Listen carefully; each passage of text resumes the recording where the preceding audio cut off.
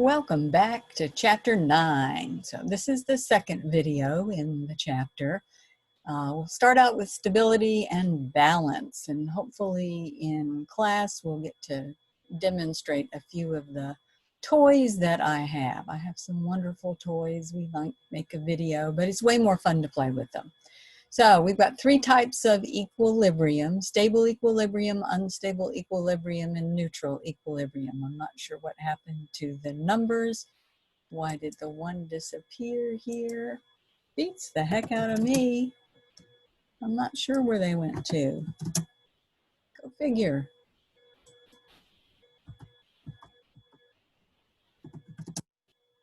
We'll put them back. All right, stable, unstable, and neutral equilibrium. So stable equilibrium is when you have an object and you disturb it and it returns to its original position after the disturbance. Probably the best example of that would be a pendulum. So here we've got a ball on a string and here's the ceiling. It's tied to the ceiling. So you can knock it around, it'll swing up and back, but eventually it's going to settle right back down to just dropping. A swing in a playground, you can push it and walk away if there's nobody on it. Eventually the swing is just going to hang straight down. Stable equilibrium occurs primarily when the center of mass is below the pivot or below the base of support. So if you can, our base of support is right here where the string connects to the bar at the top. So it would be where the swing connects to the cross piece on the swing set. But if the mass can be, the center of mass can be below that, then you're in stable equilibrium. Unstable equilibrium is when the object moves away from its original position after a small disturbance. And typically you find that in objects that have a very small base of support. A very small base of support.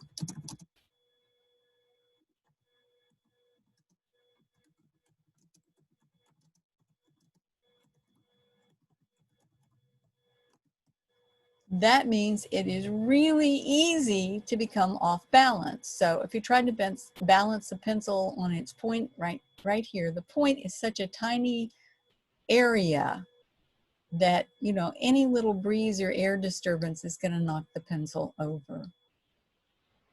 Neutral equilibrium is when the object remains in the new position after a small disturbance. And I know this is a really bad drawing of a book on a table, but you get the idea.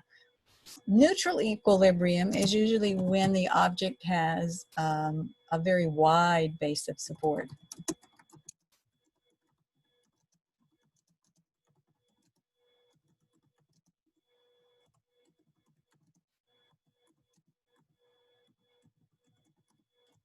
So you normally see that when there's a really wide base of support. All right. So some examples on the high wire act. So here we have a gentleman walking across the high wire and he's got a monkey on his head. His center of gravity is right here. He's got his arms out to try to balance him. If he starts to tilt left, he's going to try to shift his weight right to keep himself balanced. Here you have the scaredy cat, that would be me, going across the wire. His center of gravity is just, you know, inches above the wire. Again, a little scared, but oh my. So the first one is unstable equilibrium. The middle one, I guess, is technically unstable, but not too bad. But the last one is in stable equilibrium because you have the guy on the bike and the two people hanging below on trapezes. So their masses lower the center of gravity or the center of mass from somewhere in his chest, or actually I guess it might even be closer to his hips or his knees, to all the way below the wire. And what that does is it puts him in stable equilibrium when the center of mass is below the base of support. I have actually ridden a bike on a high wire. It was actually not a wire, it was a metal ring. but it had a counterweight below that, and I knew it was perfectly safe. And there were support rails around I could grab if I got scared, but it still made me nervous. All right, so moving on to examples, trucks versus sports cars on turns. In an earlier video, I talked about why we have speed limits for trucks as they have exit ramps. And it wasn't because the truck was more massive than a car, but because the truck has a higher center of mass or center of gravity. So anything with a low center of mass or a low center of gravity is going to be more stable than something with a high center of mass. So trucks are unstable because their center of gravity or center of mass is high. Balance toys. I have a bear that rides a bicycle. We'll hope to pull him out in class as an example. But there are other kinds of balance toys. When I was a child, there was a blow-up toy that was a clown, but his base was a sandbag. And so you used him as a little punching bag. I don't know if they still sell things like that or not. And when I was a child, there were Weebles Wobble, but they don't fall down. And those were toys with rounded bases that were very heavy.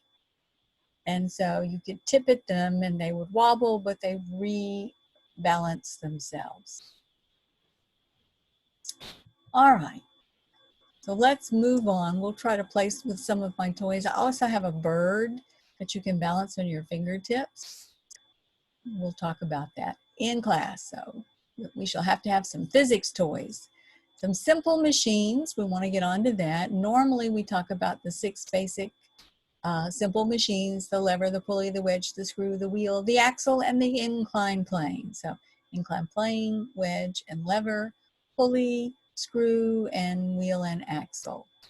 We have all of these, and they have what they are, and then some examples. So for example, when you try to pry a nail out of a board, you're really creating a lever. When you split a piece of wood, that's a wedge. When you use a ramp to push things up into a truck, that's an inclined plane. Opening a door is really using a wheel and axle.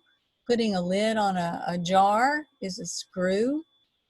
And raising a flag to the top of a flagpole is a pulley system.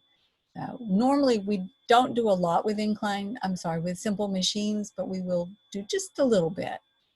So all of them are designed to change the direction of a force or to change the magnitude of the force to make it easier for you to move the object. We're either working on changing the direction or the magnitude.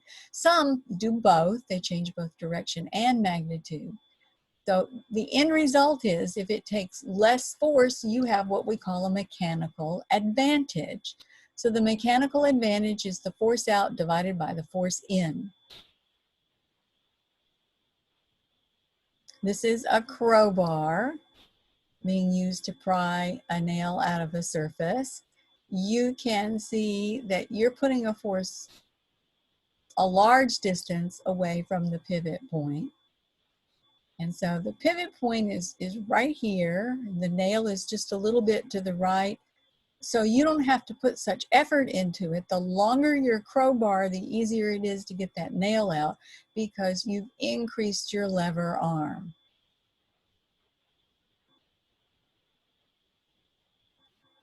We can look at torques and compare to solve the lever arm problem.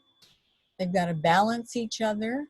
So your mechanical advantage would be your force out over your force in, which ends up being the length of the lever arm that you're inputting divided by the little length out. So the longer you can make your end of it, the easier it is, the greater your mechanical advantage. So the longer the crowbar, the smaller the input force.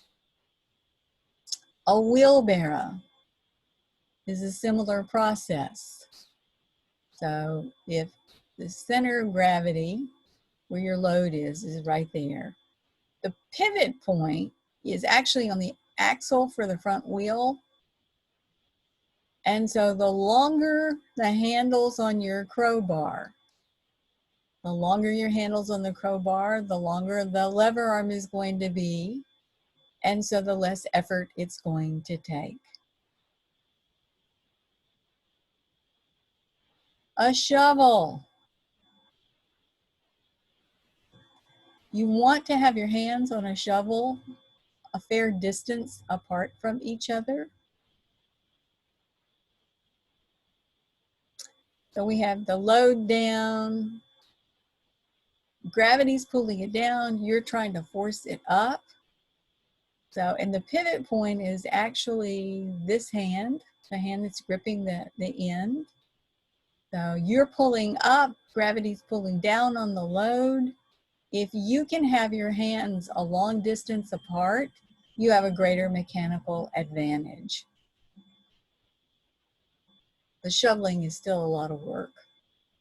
All right.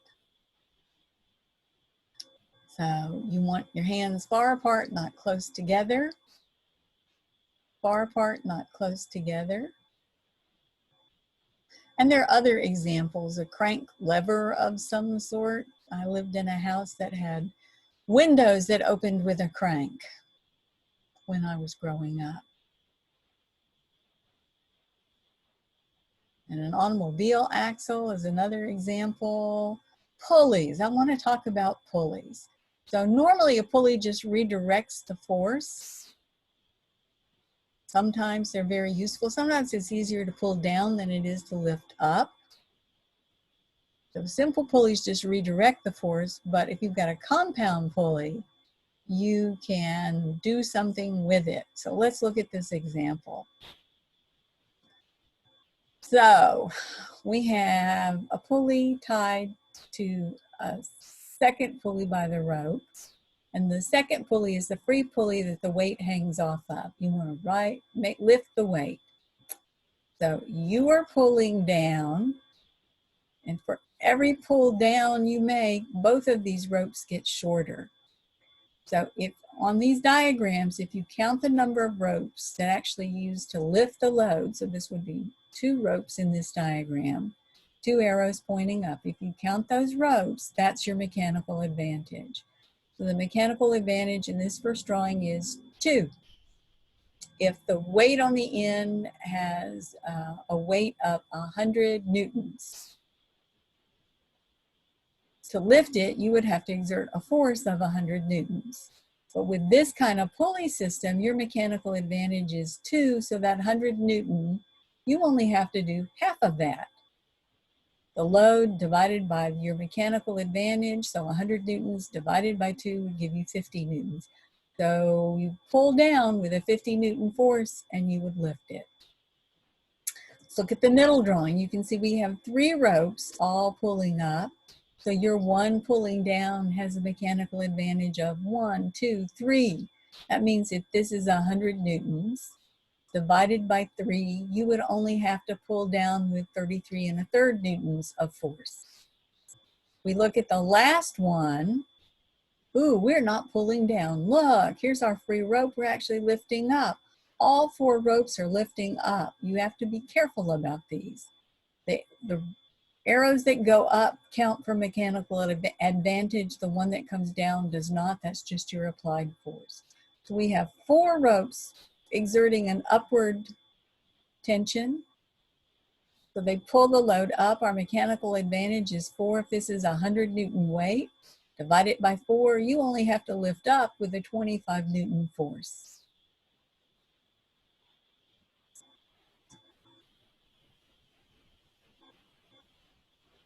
So here are some numeric examples where the numbers are shown.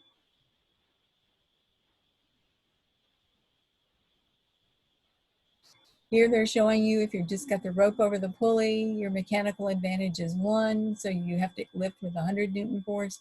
In the second one, we have 2 ropes, and you pull down with a 50 newton force because 100 divided by 2 is 50.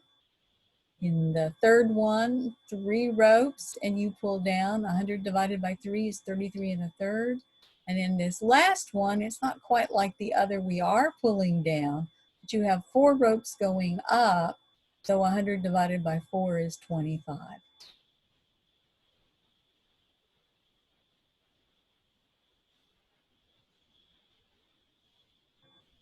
So here is something you ought to do as a homework problem. So Maybe we should write that in. Homework. Maybe I should make it red. Don't you think? So it would stand out. Where is the red? There is the red. Okay.